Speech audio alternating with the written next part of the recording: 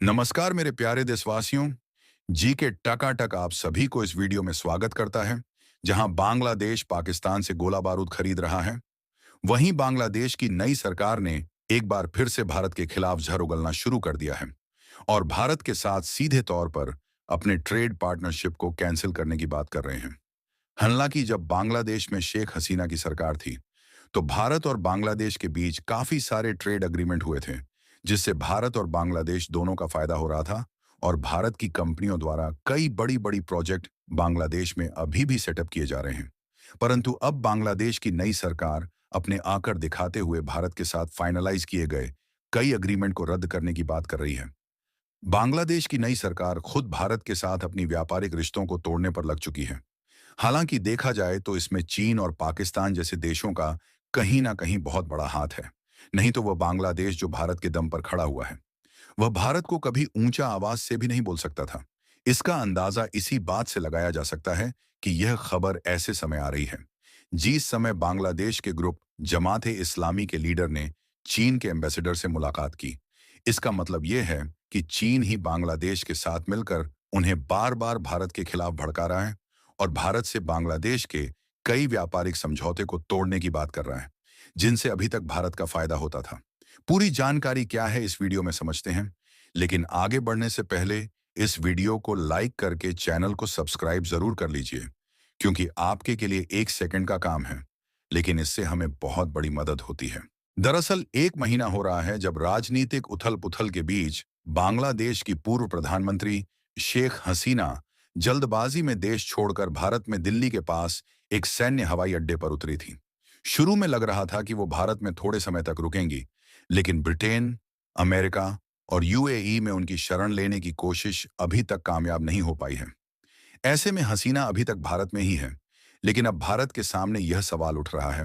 कि आखिर शेख हसीना का क्या किया जाए।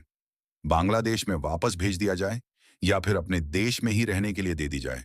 क्योंकि जब से शेख हसीना भारत में टिकी हुई है, तब से भारत और बांग्लादेश के रिश्ते में काफी दरार आ चुकी है और बांग्लादेश की नई सरकार का भारत के खिलाफ गुस्सा साफ साफ देखने को मिल रहा है। जहां एक तरफ मोहम्मद यूनुस चीन के साथ मिलकर अपने व्यापार को बढ़ा रहे हैं और चीन के इशारों पर ही भारत के सामने अकड़ दिखा रहा है। और हद तो तब हो गई जब हाल ही में खबर निकल कर आ रही है कि मोहम्मद यूनुस ने सीधा कह दिया कि शेख हसीना के समय में भारत के साथ जो बायोलेटरल ट्रेड और अन्य प्रोजेक्ट को लेकर पार्टनरशिप हुई है, उसकी दोबारा से जांच की जाएगी और उनमें से कई अग्रीमेंट को कैंसिल कर दिया जाएगा। जी हां दोस्तों,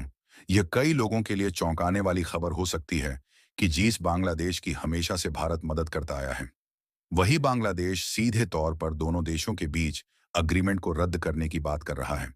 यानी कि देखा जाए तो अगर भारत और बांग्लादेश के बीच कई पार्टनरशिप को रद्द किया जाता है, तो इससे भारत का जो बांग्लादेश में एक्सपोर्ट होता है, वह भी बुरी तरीके से प्रभावित हो सकता है। और ना सिर्फ इसका मेजर इम्पैक्ट एक्सपोर्ट पर पड़ेगा, बल्कि भारत जो अपनी जरूरत के लिए कई आइटम्स बांग्लादेश से इंपोर्ट करता है, उस पर भी काफी ज्यादा असर देखने को मिलेगा।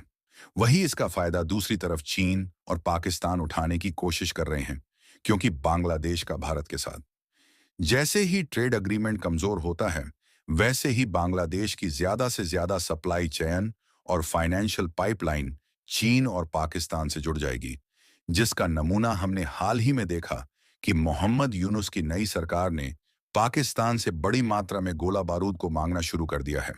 और चीन की सोलर पैनल्स और इक्विपमेंट बनाने वाली कंपनियों को अपने देश में न्योता दे दिया है कि चीन की कंपनियां बांग्लादेश में आकर सोलर इंडस्ट्री सेटअप करें और बांग्लादेश में मैन्युफैक्चरिंग करें।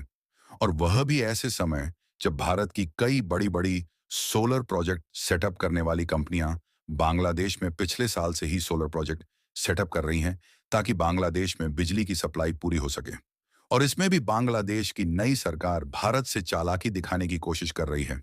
क्योंकि रिपोर्ट में साफ साफ बताया गया है कि बांग्लादेश भारत के साथ सभी अग्रीमेंट को कैंसिल नहीं करेगा, बल्कि उन अग्रीमेंट को कैंसिल किया जाएगा जो बांग्लादेश के लिए नॉन बेनिफिशियल है। यानी कि जाहिर सी बात है कि जो बांग्लादेश के लिए नॉन बेनिफिशियल है, वह भारत के लिए बेनिफिशियल है और उनसे भारत का फायदा होता है। फिलहाल बांग्लादेश की नई सरकार को शुरुआत में अपनी सप्लाई चेन को चीन और पाकिस्तान के साथ मोड़कर अच्छा जरूर लग रहा है, लेकिन आने वाले समय में वह बुरी तरह दोस्तों, आपको इस वीडियो कैसा लगा हमें कमेंट करके जरूर बताइएगा। मिलते हैं अगले वीडियो में कोई खास सूचना के साथ। धन्यवाद।